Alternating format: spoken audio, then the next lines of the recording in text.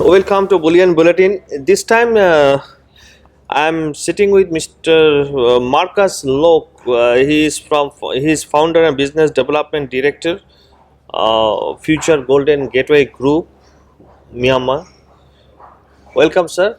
Thank you. Welcome to Bullion Bulletin. It's very interesting that I am sitting with someone from Myanmar, and I heard it is changing very fast. The country's economy is changing very fast. It is getting liberalized at a rapid pace. That's right. So, in this context, how the government is looking at the mining sector, especially on the, I am interested in gold. So, Okay, so for the mining sector, basically, it's still very traditional. Only for certain minerals and metals, there are foreign investment already in place. Whereas for gold, it has been a closed industry, which means by when it comes to either mining all the way to the import or export, is banned for foreign.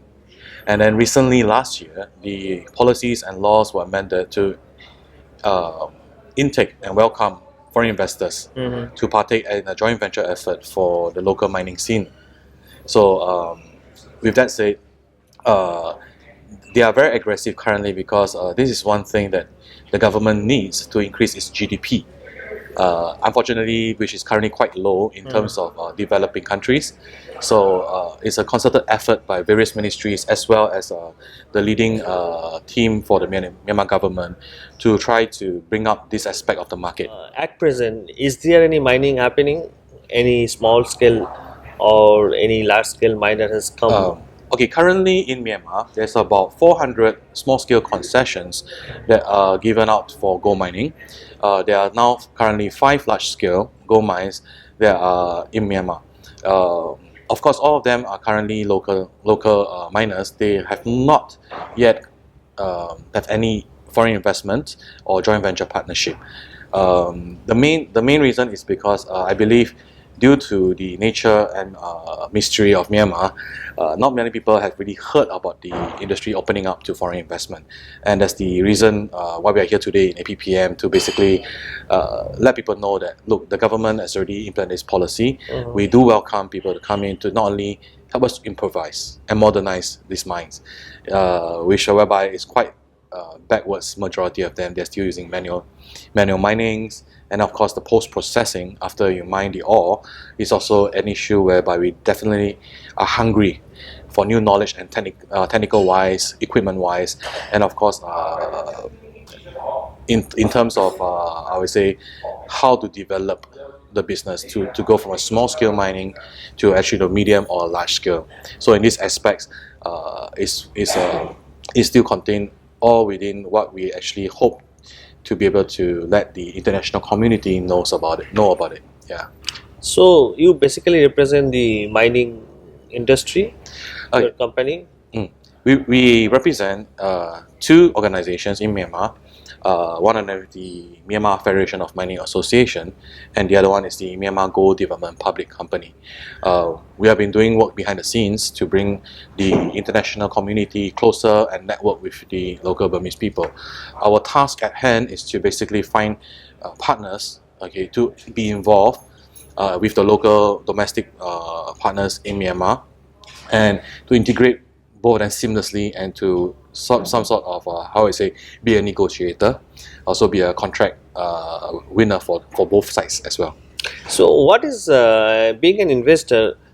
Is there any tax ops given currently by the government? Oh yes, The FDI. If you are looking for an FDI, a company is coming, any kind of tax holidays are there or some concession. What is the current tax? Currently, there's a policy that has been around for the past more than half a decade, actually, that we call it the Foreign Investment Law, FIL.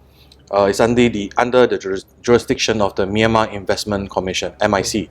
So under this law, it specifically states any foreign investment company that's coming into Myanmar and set up their business in a special economic zone within Yangon or other areas, they'll be granted 5 years minimum tax relief. And then there's another type of special zone called the free trade zone, whereby it's 7 years.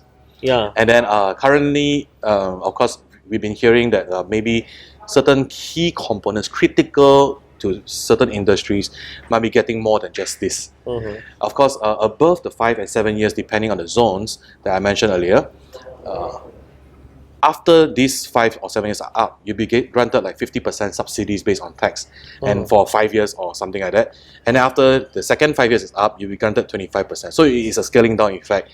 But eventually, the tax subsidies and the benefits you'll be getting as an foreign investment company in Myanmar at a special economic zone will be fixed for 5 years at 0%, and then it will taper down eventually over the next 5 years. In every 5 years, yes.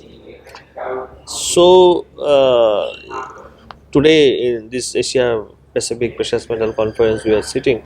Morning I saw the agreement signed Yes. between your company and the SBMA. So this MOU, it is basically to look after each other, I feel.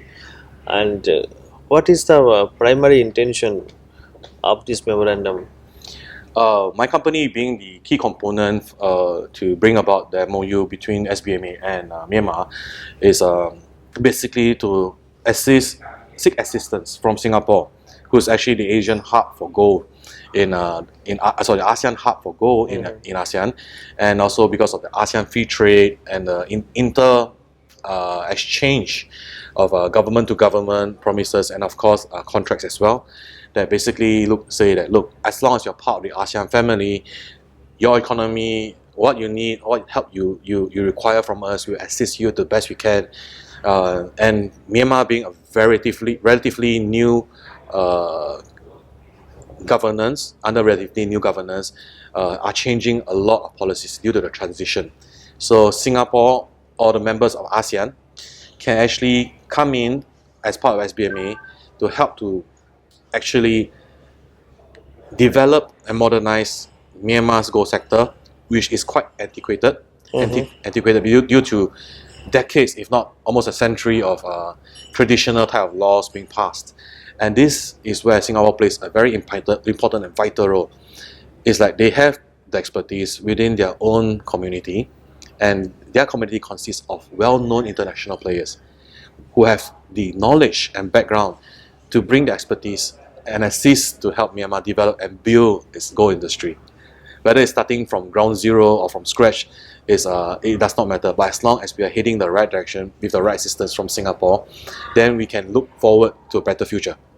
If there's no assistance and if we constantly continue to remain close like previously before 2010, then this would never have happened. So both Myanmar and Singapore also do have a bilateral benefit.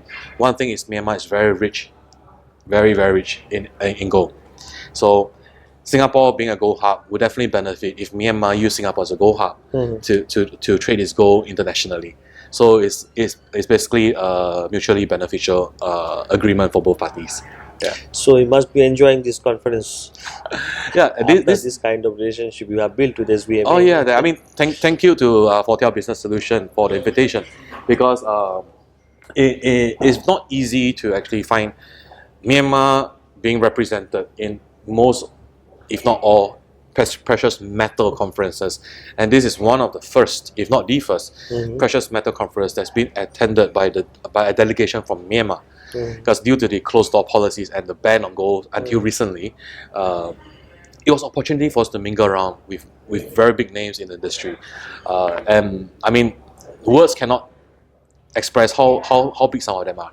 You know, either from Japan, whether you're from America, whether you're from ASEAN, you know.